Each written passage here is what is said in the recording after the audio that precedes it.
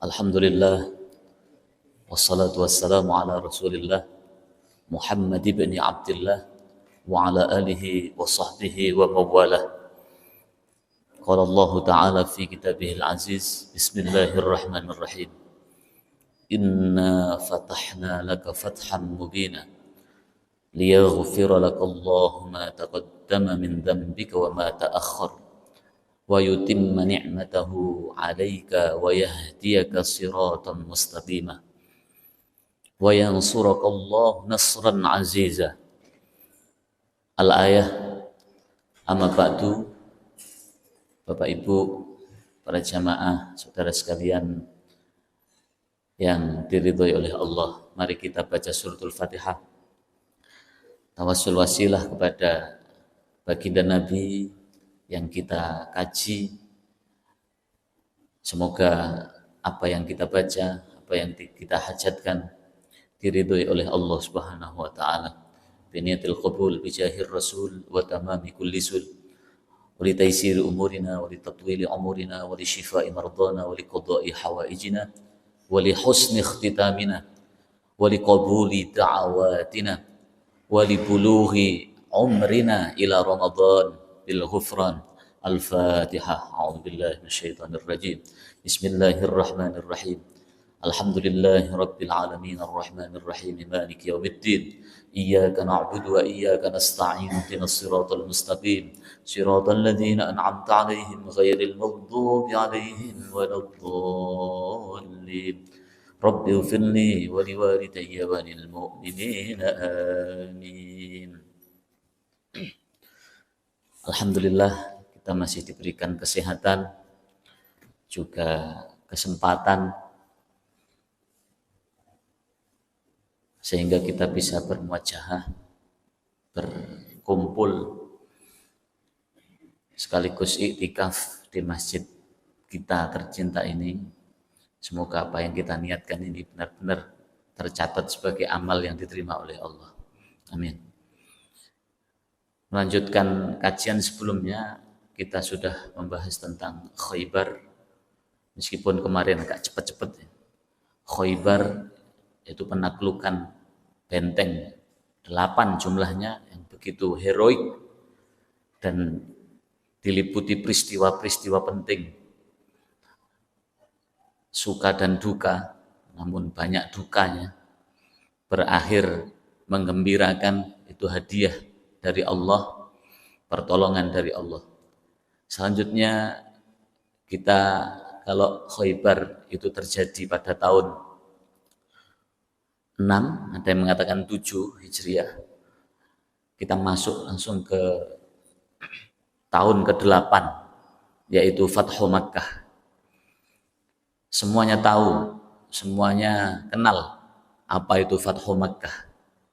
Dari istilahnya saja berbeda dengan istilah-istilah yang digunakan oleh orang-orang selain Islam. Katanya yang dipakai adalah fathu, membuka. Berarti sebelumnya itu tertutup, sebelumnya itu gelap, dibuka menjadi terang. Fathu Makkah dibuka dengan apa? Fathan mubina, yaitu cahaya, ilmu, peradaban mubina, yang jelas. Yang ini pada hakikatnya dari Allah Subhanahu wa taala. Kalau orang-orang kafir itu yang dipakai seringkali penjajahan, penaklukan, perampasan. Kalau bahasa sekarang, orang Israel menyerang Palestina, itu bahasa sekarang apa?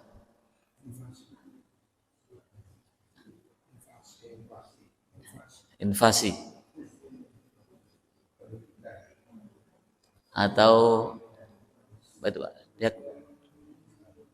Gnosis apa? Genosida, betul.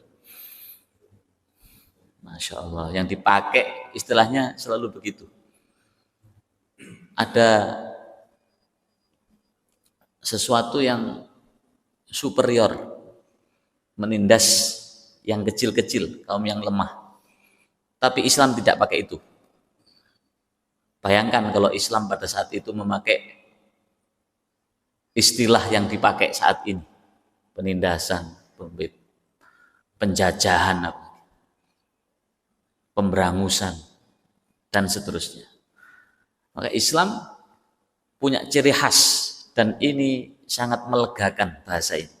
Fathu Makkah juga ditandaskan di dalam Al-Quran. Inna fatahna laka fatham mubina. Idza jaa nasrullahi wal fath. Masya Allah. Tidak hanya berjalan begitu saja, diabadikan di dalam Al-Quran. Yang perjalanan Fathu Makkah ini tidak dilalui dengan mudah, tapi dengan berbagai peristiwa-peristiwa, pembantaian, dan seterusnya. Kita masih ingat kalau di tahun 6 Hijriah itu ada Sulhul Hudaybiyah, perjanjian Hudaybiyah, yang poin-poinnya semuanya diusulkan oleh orang kafir Mekah.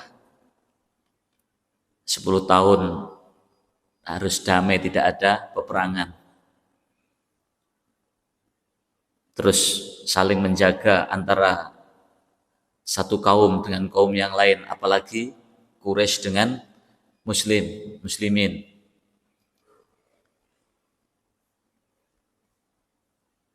Nabi hendaknya mengembalikan orang-orang yang ikut, orang-orang Quraisy yang ikut Muhammad disuruh kembalikan. Kalau yang orang Madinah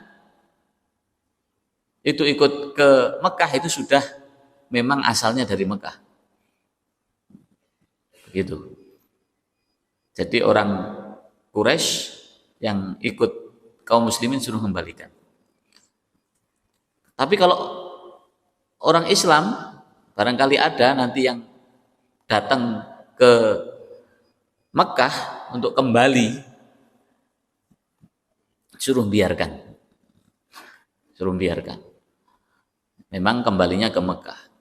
Orang kafir ke Mekah nggak boleh suruh, ke Mekah ke Madinah suruh nggak boleh.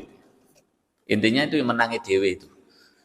Itu Sulhul Hudaybiyah yang semuanya diusulkan oleh orang-orang kafir yang dipimpin oleh Abu Sufyan.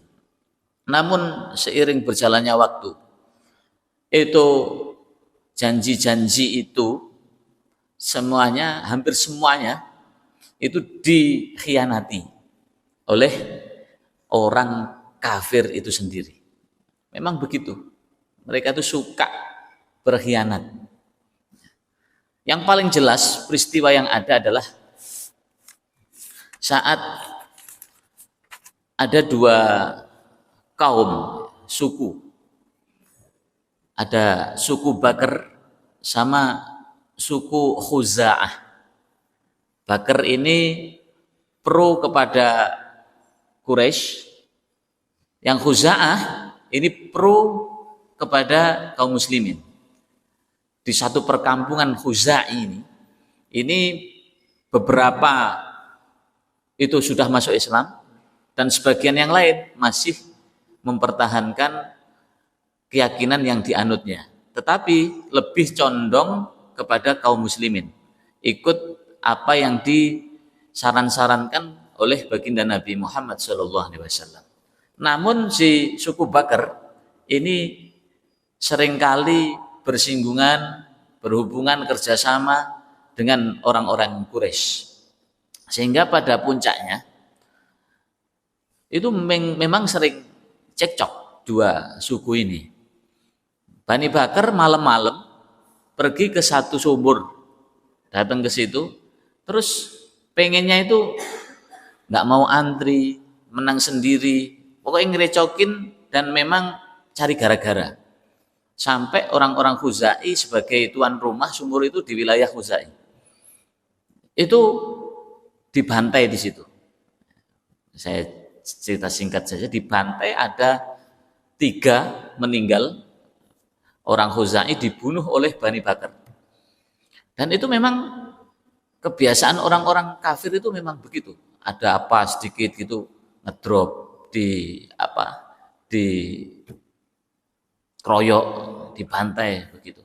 Kalau bahasa orang Nganjuk Madiun ngedrop, didrop satu kampung itu diserang. Ini kalau zaman sekarang masih ada begitu. Ya memang begitu orang-orang kafir, orang-orang Quraisy, orang-orang jahiliyah dulu begitu.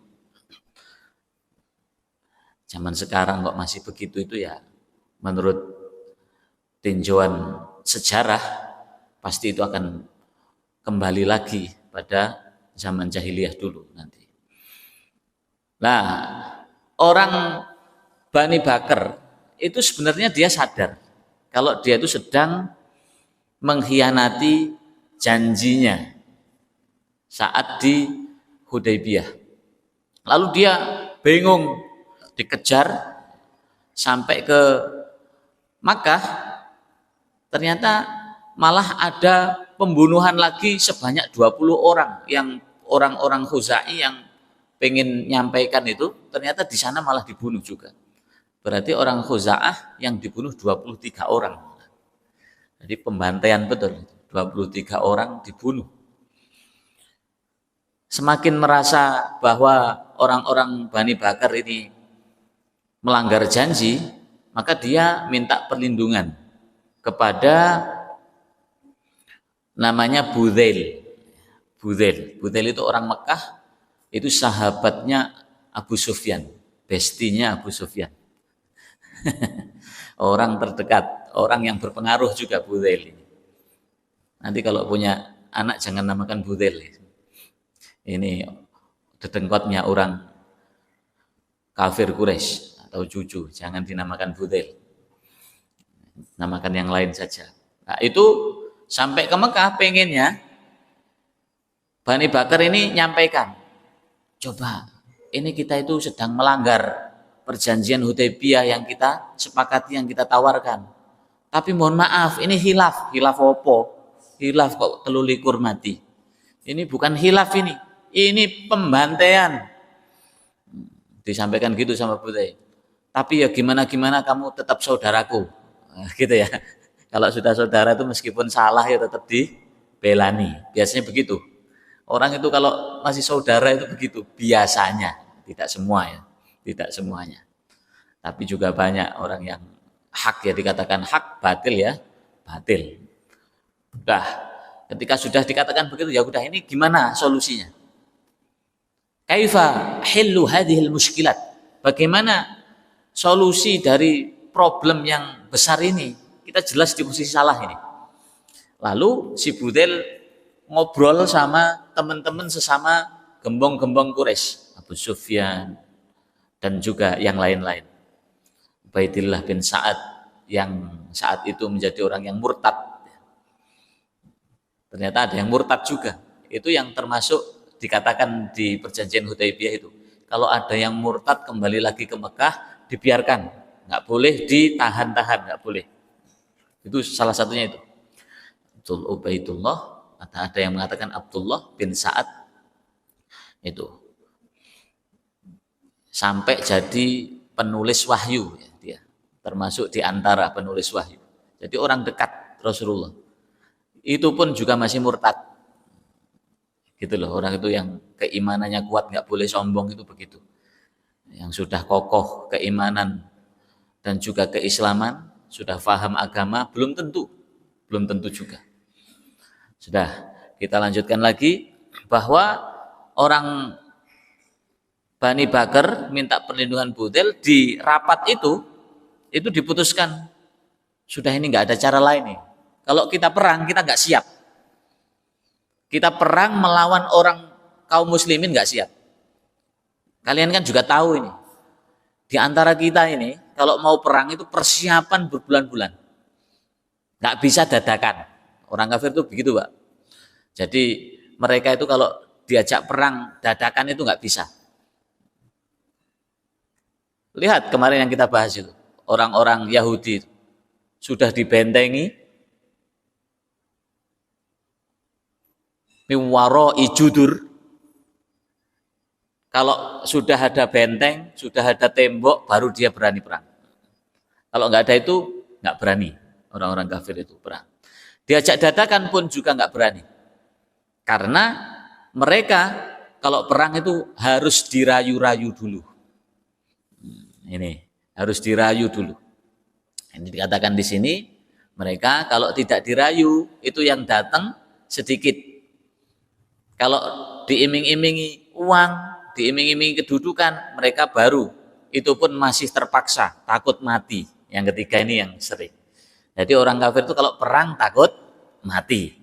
Beda dengan Muhammad loh. Kita kalau perang sekarang, kalah kita dengan orang Islam. Orang Islam itu meskipun jumlahnya sedikit, dadakan berani. Kalau sudah dikatakan A sama Muhammad, berangkat dia. Karena prinsipnya, ish kariman aumut syahidan. Ish, hiduplah kariman mulia. Kalau memang hidup ya mulia. Aumut syahidan. Kalaupun mati harus syahid. Itu prinsipnya umat Islam. Jadi kokoh sekali. Taat kepada Rasulullah. Maka diputuskan di rapat itu, kita kalau perang saat ini nggak bisa, nggak siap. Dan kemungkinan menang sangat tipis. Sudah, sekarang kita putuskan saja, ada beberapa usulan itu. Abu Sufyan, ya, Abu Sufyan ini diutus oleh kumpulan itu sebagai kepala suku, kepala perkumpulan yang ada penduduk di Makkah. Abu Sufyan ini diminta untuk pergi ke Madinah merayu baginda Nabi dan para sahabat agar tidak menyerang. Wedi berarti. Merayu. Bayangkan Pak, seorang pimpinan itu menurunkan egonya yang sebelumnya garangnya minta ampun. Itu kalau sudah pimpinannya yang datang, berarti sudah bermakna bahwa mereka itu sedang ketakutan yang sangat luar biasa. Takut ya. Nah, ketika berangkat ke Madinah, ini kitab ini menyebutkan wa huwa yaltaqi ma'a Hudzail bin Warqa.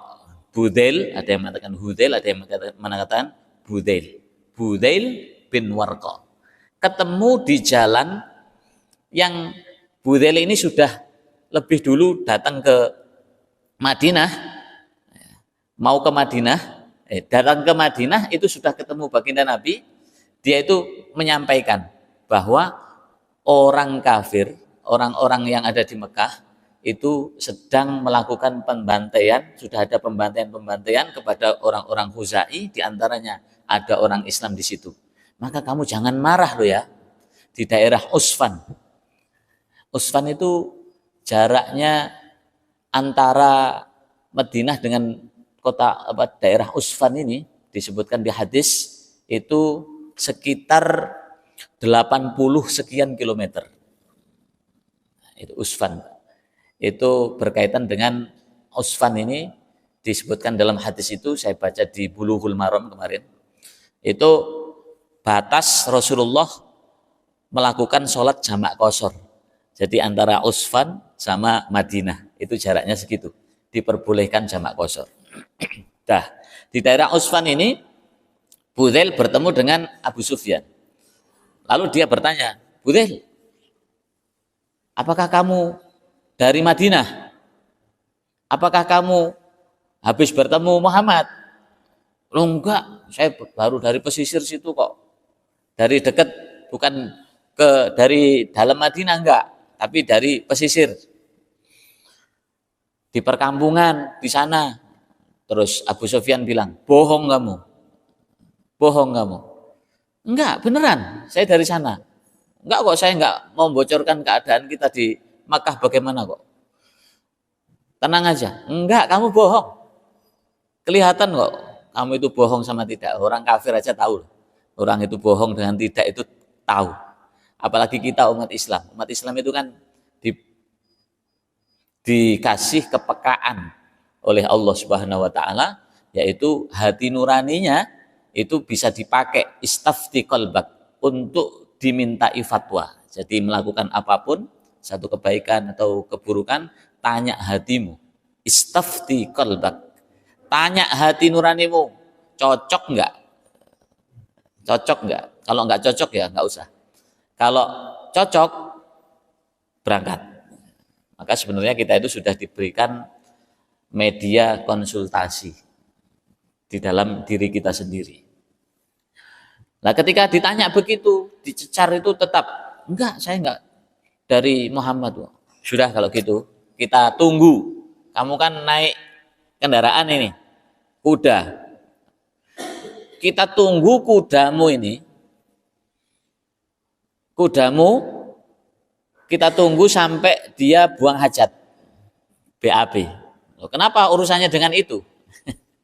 Karena kalau kuda ini nggak makan di daerah sana, pasti kuda ini nggak kuat. Dipakai jalan ke Mekah kembali. Ini pasti di sana dikasih makan. Lah biasanya di Madinah itu, kalau kuda apa gitu dikasih makannya diantaranya adalah kurma. Sampai sekarang kurma itu di Madinah sangat masyhur. Banyak kurma di Madinah. Panganane jaran, himar, itu kurma diantaranya begitu. Kita tunggu aja nanti. Kalau dia neleke kono biji kurmane, berarti ini dari Madinah. Kalau teleke gak ono biji kurmane, berarti sampean bener, gak ngapusi. Gitu ya, mengidentifikasi ini sampai kayak gitu. Akhirnya keluar beneran, dilihat, oh itu loh anak biji kurma ini, sampean bohong, kelihatan. Kamu sudah membocorkan keadaan kita yang ada di Makkah. Ya wes, sudah wes mulia-mulia. Kembali ke Makkah sana. Abu Sufyan lanjut. Itu yang pertama kali misinya adalah merayu agar umat Islam tidak menyerang Makkah. Karena sedang menciderai perjanjian. Yang didatangi siapa juga? Yang didatangi pertama adalah anak Abu Sufyan yang menjadi istri Rasulullah. Siapa? Siapa, Bu?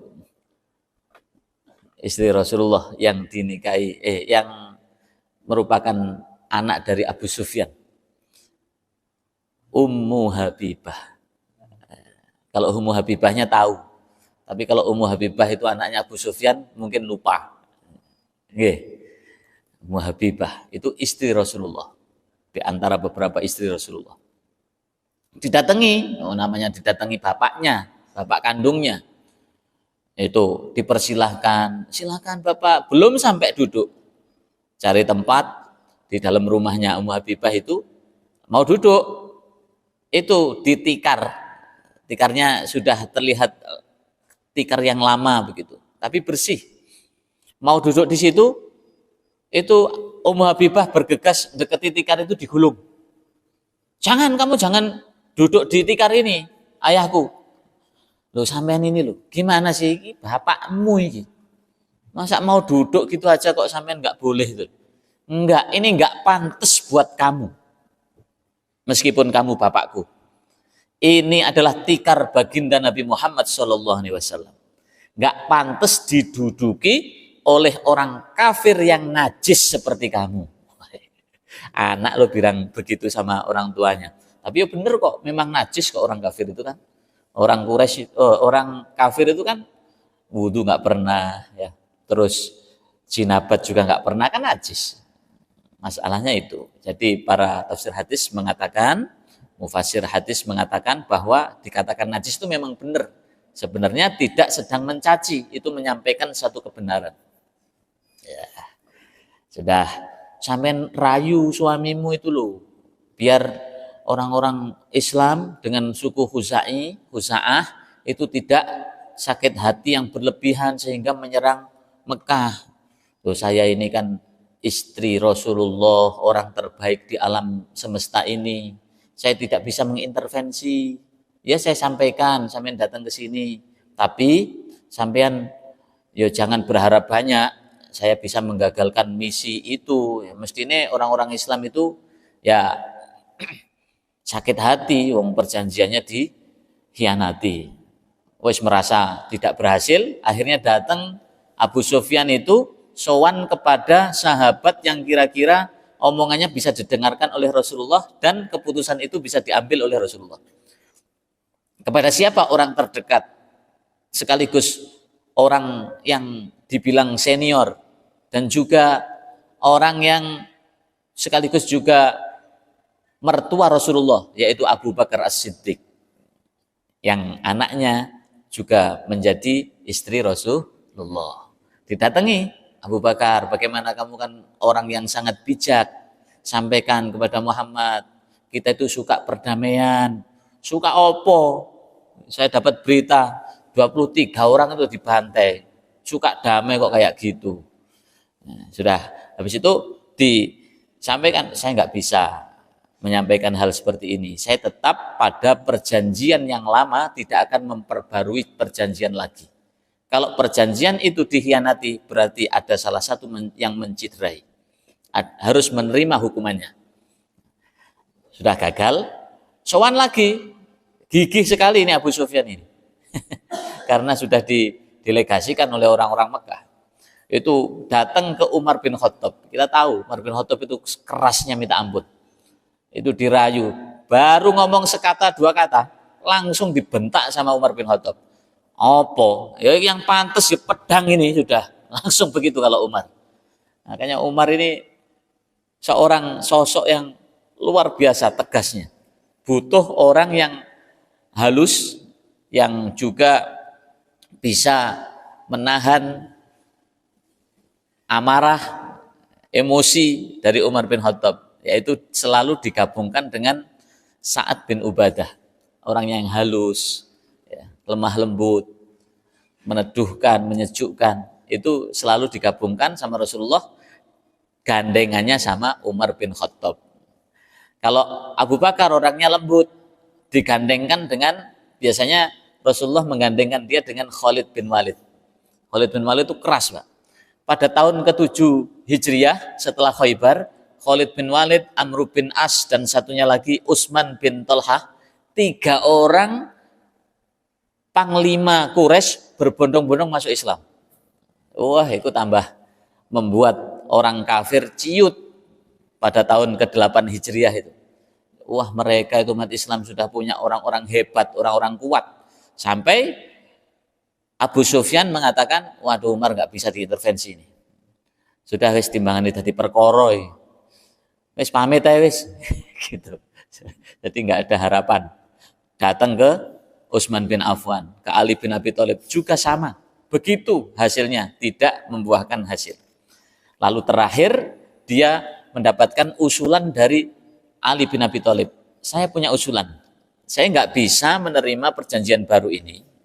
Tapi saya punya usulan. Oke, usulanmu apa? Sama Ali bin Abi Thalib disampaikan. Sampean temui sendiri aja Muhammad. Temui di masjid. Biasanya beliau itu menghabiskan waktu-waktunya di masjid. Nggih, kados panjenengan niki lho nggih. Kita ini kan menghabiskan waktu di masjid. Kalau habis sholat dan waktu sholat, semoga kalaupun kita tidak hadir ke masjid, hati kita tetap terpaut dengan masjid. Amin ya rabbal alamin. Sudah, itu benar diikuti sarannya Ali bin Abi Thalib itu. Sudah, saya terima ini usulannya. Saya temui waktu Nabi Muhammad berada di masjid. Ditemui saat itu menjelang sholat, Pak. Jadi para sahabat sedang kumpul, rame-ramenya masjid. Ngomong, rayu, sampaikan, sudahlah, sampean maafkan. Meskipun ada pembantaian, dimaafkan ya. Kamu kan orang yang pemaaf, orang yang melakukan kesalahan lebih besar dari ini saja sampean maafkan. Masa saya ini loh, mertuamu, saya ini loh, orang yang ngalai datang ke sini sendiri loh saya, nggak ada yang nemani loh. Benar, ini tulus dari hati saya yang paling dalam. Saya menyampaikan ini mewakili orang Makkah. Ya. Datang ke Nabi Muhammad, gagalkan. Jangan sampai kita ada pertumpahan darah, kita lanjutkan perdamaian antara kaum muslimin dengan kaum Quraisy ini. Dirayu begitu, tapi Rasulullah Shallallahu Alaihi Wasallam dapat wahyu, ya aku ini tidak bergeser dari perjanjian. Kita tidak pernah mengkhianati janji. Yang mengkhianati sampean. Kalaupun nanti ada perjanjian baru, pasti juga sepertinya kamu itu bakatnya bakat mengkhianati janji. Kalau kita, meskipun bagaimanapun perjanjiannya, kita akan mentaati perjanjian itu. Kalau sudah seperti ini, ya sudah, bagaimana? Kamu harus bertanggung jawab. Ketika dikatakan begitu, sudah nggak bisa digeser lagi keputusan Nabi Muhammad itu. Lalu Abu Sufyan pulang, disampaikan kepada orang-orang Makkah. Lalu di sana itu sedang kebakaran jenggot. Bingung mereka.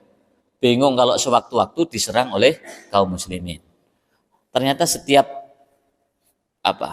ada peperangan atau ada penaklukan atau ada hal misi, itu selalu saja ada halangan, ada rintangan. Apa yang dialami oleh orang Islam, kaum muslimin, untuk mencapai Fathu Makkah, membuka kota Makkah itu? Ternyata ada orang yang namanya Hatib bin Abi Balta'ah. Dia itu sebenarnya kan Rasulullah itu kalau mau menjalankan misi, apalagi Fathu Makkah ini, itu tidak pernah menyampaikan ini nanti kita jumlahnya pasukan sekian, kita menyerang dari sisi ini, nggak pernah dibocorkan. Jadi tidak diiklankan, Pak. Rasulullah mau perang, mau menjalankan misi tidak pernah diiklankan. Kecuali pada dua peperangan. Satu, perang Khaybar, karena memang sama diberikan wahyu oleh Allah untuk disampaikan kepada kaum muslimin dan juga orang-orang yang mendukung orang Islam agar kita, kata Rasulullah, itu menyerang Khaybar. Itu diiklankan. Satu lagi nanti di perang Tabuk. Perang Tabuk. 2 kali ini Rasulullah menyampaikan dengan terang bagaimana mau menyerang, jumlahnya berapa, itu hanya 2 kali itu. Selain itu tidak, dadakan. Karena Rasulullah itu harus menyimpan rapat-rapat strategi-strategi yang akan dipakai untuk peperangan. Nah, ini ternyata ada sahabat yang namanya Hatib bin Abi Balta'ah ini yang menulis surat. Yang isi suratnya itu adalah membocorkan kapan waktunya, jumlahnya kira-kira berapa, nanti di sisi mana mau menyerang. Itu disampaikan, surat itu dibubuhkan, dituliskan, tidak diantarkan sendiri ke Makkah, tidak. Tetapi dia menyuruh seorang perempuan yang dia itu pakai hijab, surat itu dililitkan di rambutnya. Nah, ini nanti ada peristiwa penting di sini. Di rambutnya. Lalu disuruh ke Makkah, bocor. Rahasia-rahasia dari Rasulullah itu bocor. Termasuk Hatim bin Abi Balta'ah, ini adalah sahabat senior. Menyuruh wanita dibayar. Tujuannya apa? Lah ini, kenapa kok bisa bocorkan ini loh, kenapa? Ternyata ya alasannya kuat juga menurut saya. Saya baca itu, ternyata alasannya adalah untuk menyelamatkan dan juga menjaga anak dari Hatib dan juga keluarga yang ada di Makkah. Keluarganya Hatib yang masih ada di Makkah. Biar dia itu persiapan ngungsi. Biar nggak terdampak peperangan.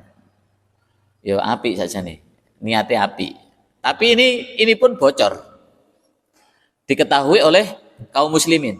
Kamu ketemu wanita ini, ketemu kaum muslimin di jalan. Kelihatan dan apa itu? Raut mukanya itu kelihatan kalau dia itu menyembunyikan sesuatu. Akhirnya dicari sampai ketemu di lilitan rambutnya itu. Dibaca, Masya Allah. Kita loh, seluruh sahabat-sahabat dekat Rasulullah ini loh, nggak ada yang berani menyampaikan, membocorkan strategi kita. Lagi kok disampaikan? Siapa yang kamu yang utus? Disampaikan kepada para sahabat, terutama Ali dan juga Umar bin Khattab, Hatib bin Abi Balta'ah. Lalu Hatib dipanggil, dihadapkan pada Rasulullah, ya Rasul, ini adalah pengkhianat. Ini adalah pengkhianat. Umar bin Khattab, saya saja yang mengeksekusi ini. Umar itu tetap yang bagian keras-keras eksekutor itu Umar bin Khattab. Mau dipenggal, Rasulullah bilang, Umar, jangan begitu. Hatib ini adalah sahabat senior yang juga termasuk mujahid perang Badar. Ini loh. Perang Badar dulu itu kan seperti itu, heroiknya. Itu masih ada memori, kebaikan Hatib ini lebih banyak. Dia sudah menebar kebaikan, termasuk nyawanya, keberaniannya untuk ikut perang Badar dan juga perang-perang yang lain. Kita harus menghormati para veteran perang Badar. Allah juga mengampuni ini apa yang dilakukan oleh Hatib. Nggak bisa begitu ya Rasul. Ini kalau dibiarkan nanti akan ada pemberontak-pemberontak yang lain. Ada pengkhianat-pengkhianat yang lain. Mau dibantai itu. Enggak, kita itu ingat kebaikan. Kebaikannya mulai dulu sampai hari ini tuh. Itu banyak kebaikannya. Selalu baik dia. Ya satu kali ini. Satu tapi hal besar ini ya Rasul. Enggak bisa dimaafkan. Enggak begitu, Allah sudah memaafkan. Saya juga memaafkan. Ini pelajaran yang bisa diambil dari kisah ini. Bapak Ibu, kita itu memandang hal itu yang positif. Kebiasaan kita itu kan baik 15 tahun, jelek sekali yang diingat jeleknya. Apalagi rumah tangga, begitu itu. Kalau ada urusan apa, masalah gitu, diungkit-ungkit.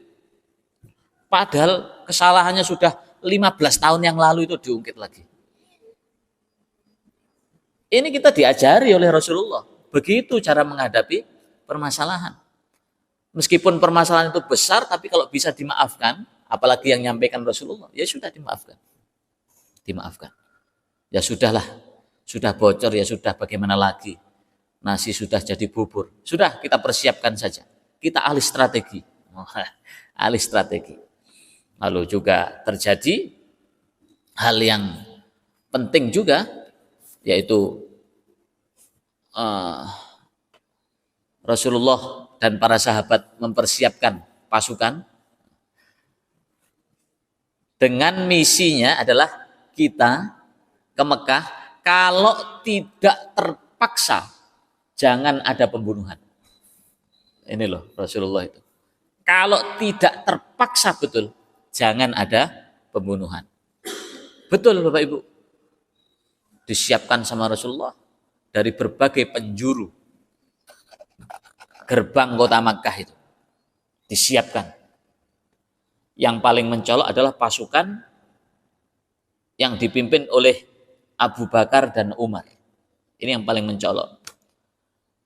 Saya tadi sudah sampaikan, kamu Abu Bakar, saya gandengkan dengan Khalid bin Walid. Khalid bin Walid adalah orang yang sangat pemberani, tegas, semangat, pokoknya pengennya gas terus. Yaitu Khalid bin Walid. Dia yang berhasil mengalahkan kita saat perang Uhud. Itu kan panglimanya orang kafir, Khalid bin Walid. Itu gandeng dengan Abu Bakar. Kamu Umar, karena kamu itu adalah orang yang keras, wataknya tegas, kamu saya gandengkan dengan wakilmu, yaitu Sa'ad bin Ubadah. Dia seorang pimpinan Madinah yang kata-katanya menyejukkan, santun, lembut, sabar.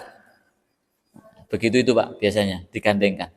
Kalau ketuanya itu keras, gandengannya yang agak lemes. Kalau Ada yang tua, itu ada yang muda. Yang tua itu biasanya apa? Perhitungannya matang. Perhitungannya matang. Antisipasinya itu dari berbagai sektor pertimbangannya. Nah, itu bisa digabungkan dengan anak-anak muda yang punya ide cemerlang, masih mau action, eksis. Seperti dimanapun lah, di instansi apapun kan begitu. Di masjid begini juga harus ada yang tua, ada yang muda. Tadi juga gitu, yang keras, lalu ada yang lembut. Yang lembut dipasangi dengan yang keras. Kalau lembut, letre, nggak ono apa-apa nih, akhirnya satu instansi itu nggak ada kegiatan apapun. Maka butuh anak muda, anak yang kuat, yang inovatif, dan juga anak yang kreatif. Yang kreatif jadikan ketua, jangan terus acara kok bendino. Lo kesel, yang sepuh-sepuh nggak bisa ngikuti silat, kerja bakti. Ada di daerah saya itu ketua RT, dia itu tentara, Pak. Tentara. Giatnya minta ampun. Giat tuh. Sini akhir-akhir ini pensiun.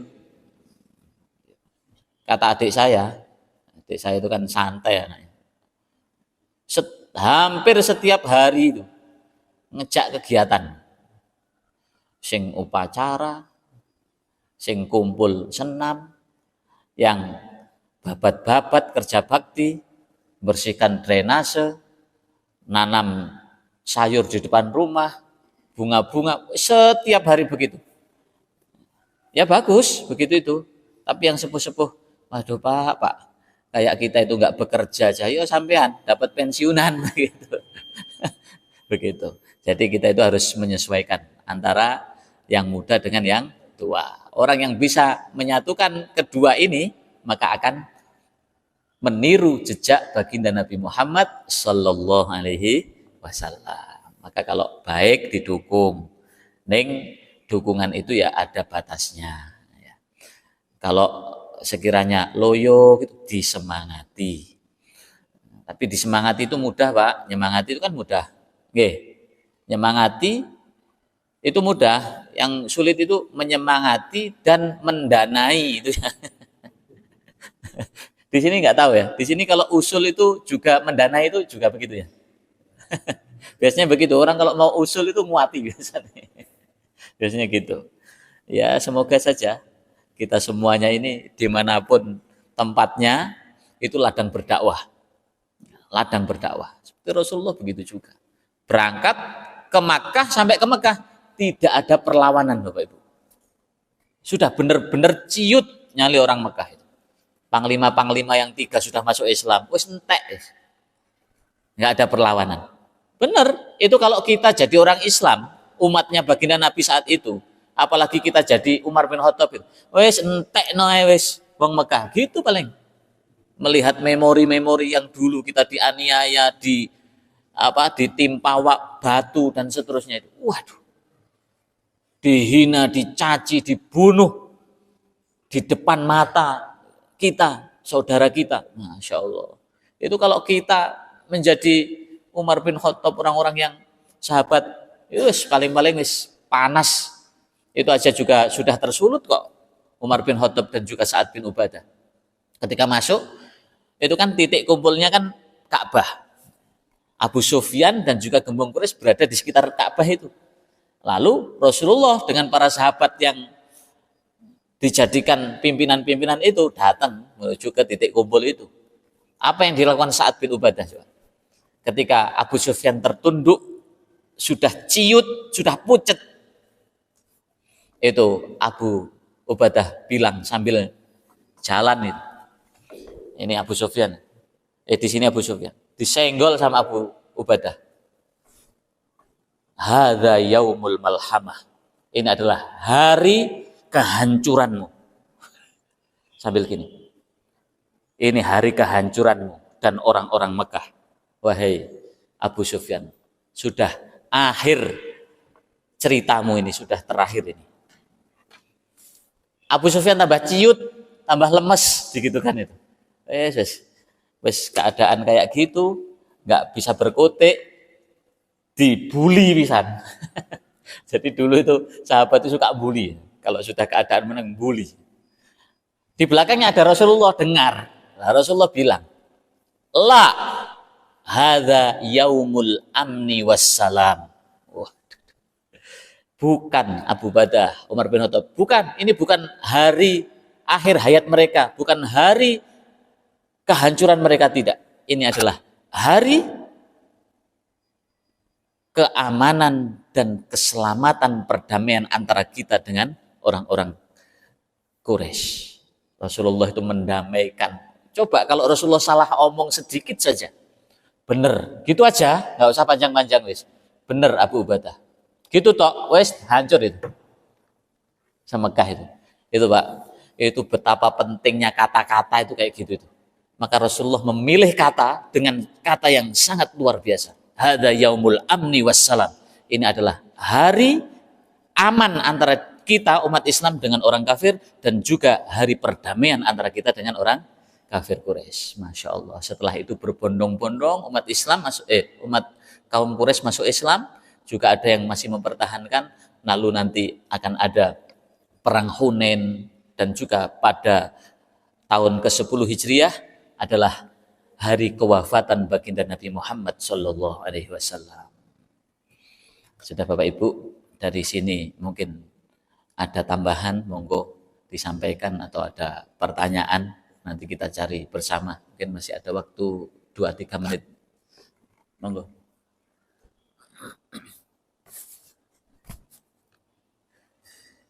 Mungkin tambahan apa, Irfan? Cukup. Mboten nenten nggih Bapak Ibu. Nggih. Alhamdulillah yang jenis cerita nggih. Cerita niku biasanya nggak ngantuk. Ngantuk. Kula mawon maos nggih, ngantuk. Kemarin sore datang dari Jombang, tak baca-baca. Wah, yo ngantuk susu. Tapi alhamdulillah saya dapat banyak hikmah dari kisah-kisah seperti ini. Kesimpulannya adalah setiap ada misi kebaikan, yang perlu diwaspadai adalah pemberontak dan juga mata-mata. Dan yang poin kedua adalah kita ini umat Islam adalah umat yang dianggap mulia oleh Allah, akan dijaga oleh Allah. Selama itu baik kerjakan. Tapi tanya hati nuranimu sesuai dengan hati nurani atau tidak. Dan pastinya hati nurani jangan cuma hati nurani saja, tetapi dilandasi dengan Al-Quran dan hadis. Dan kita punya para ulama yang bisa kita tiru, kita ikuti, yaitu para ulama yang soleh-soleh. Semoga anak-anak kita menjadi anak-anak yang soleh dan solehah. Amin ya rabbal alamin. Saya kira cukup itu Bapak Ibu yang saya sampaikan. Bila ada kesalahan, kekhilafan, kekurangan, saya mohon maaf yang sebesar-besarnya. Itulah kemampuan saya. Kalau ada hal-hal yang kurang berkenan, mungkin cerita kurang lengkap, itu bisa panjenengan lengkapi sendiri, bisa dibaca-baca sendiri. Saya hanya bisa mengantarkan sebatas kemampuan saya. Mohon dimaafkan. Bapak Ibu, terima kasih atas kesempatan yang diberikan. Wallahu muwaffiq ila aqwamit thariq. Assalamualaikum warahmatullahi wabarakatuh.